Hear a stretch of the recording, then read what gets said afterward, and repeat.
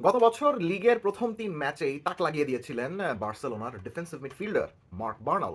কখনো মার্ক কাসাদোর পাশে বা কখনো পেদ্রির পাশে যেভাবে বিল্ড আপ আর ডিফেন্সে সাহায্য করছিলেন, দেখে মনে হচ্ছিল সের্হিও বুস্কেটসের অভাব পূরণ করার জন্য নতুন একক ডিফেন্সিভ মিডফিল্ডার হিসাবে মার্ক বার্নালকে প্রমোট করার মাধ্যমে সেই লা মাসিয়াই বার্সেলোনাকে উদ্ধার করতে এগিয়ে এসেছে আবার।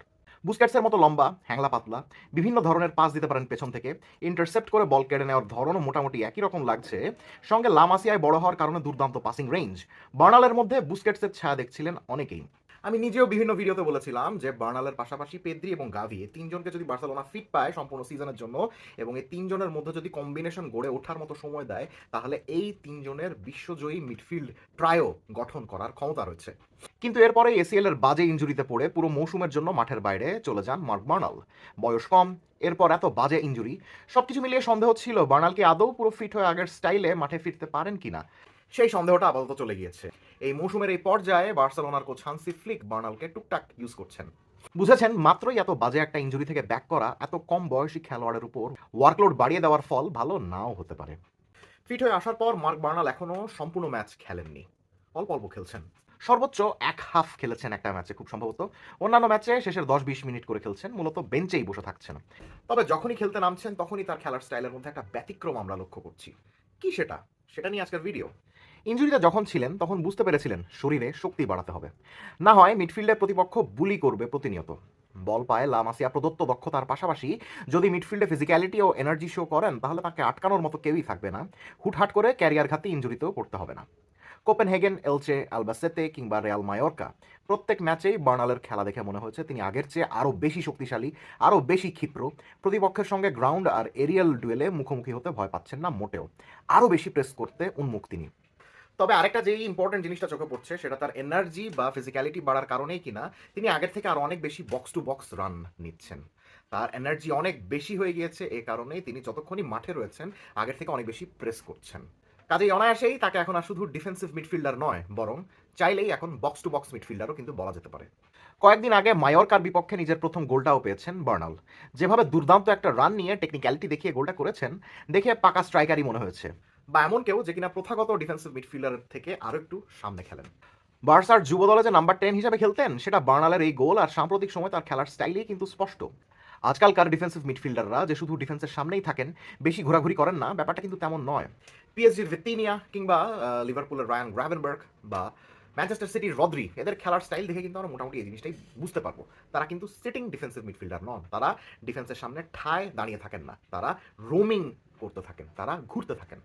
তাদেরকে মোটামুটি রোমিং ডিফেন্সিভ মিডফিল্ডার বলা যেতে পারে। এই নতুন বার্নালের খেলা দেখে সেই কাজটা যে তার পক্ষেও সম্ভব, সেই আভাসটাই কিন্তু পাওয়া যাচ্ছে। বেশ বেশ ফ্লুইড খেলছেন। ভিতিনিয়ার সঙ্গে তিনিও যে আধুনিক সেন্ট্রাল ডিফেন্সিভ মিডফিল্ডারদের একটা রেভলিউশন সৃষ্টি করতে পারেন, সেটা বেশ ভালোই মনে হচ্ছে। বল পায়ে প্রতিনিয়ত উন্নতি করতে থাকা মার্ক বার্নালের যে অফ দ্য বল সিচুয়েশনেও আরও ভালো উন্নতি করতে হবে, সেটা অবশ্য চোখে পড়ছে। অফ দ্য বল সিচুয়েশনে তাকে এখনও বেশ ভালোই কাজ করতে হবে। বহুদিন ইনজুরিতে ছিলেন, এই কারণেই কিনা এখনও ট্রানজিশনাল বা কাউন্টার অ্যাটাক সিচুয়েশনে দ্রুত রিয়্যাক্ট করতে পারছেন না সেভাবে।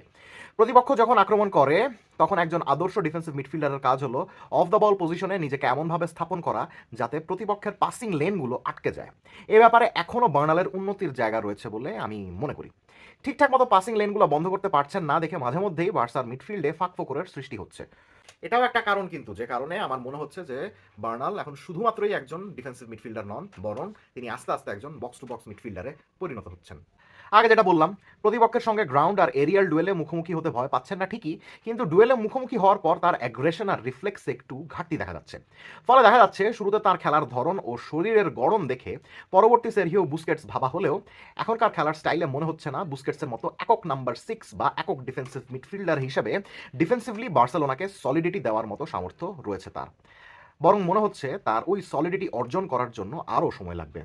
বরং বার্নালের এখনকার খেলার স্টাইলের সঙ্গে অনেকটা পেদ্রি বা টনি ক্রুসের তুলনা করা যেতে পারে, যিনি কিনা একক ডিফেন্সিভ মিডফিল্ডার হিসেবে ডিফেন্সিভলি এখনও খুব সলিড নন, কিন্তু মিডফিল্ডে বাড়তি এনার্জি আর প্রেসিং প্রোভাইড করতে পারবেন। সঙ্গে ball playing, dribbling, vision, creativity, passing, ball carrying, এসব অ্যাবিলিটি তো রয়েছেই। আর এটা শর্ট টার্মে বার্সেলোনার জন্য অনেক বড় একটা সুবিধার কথা, বিকজ আপনারা জানেন যে পেদ্রি এখন কিন্তু ইনজুরিতে রয়েছেন এবং সামনের 1 মাস খুব সম্ভবত বার্সেলোনার হয়ে মাঠে নামবেন না তিনি।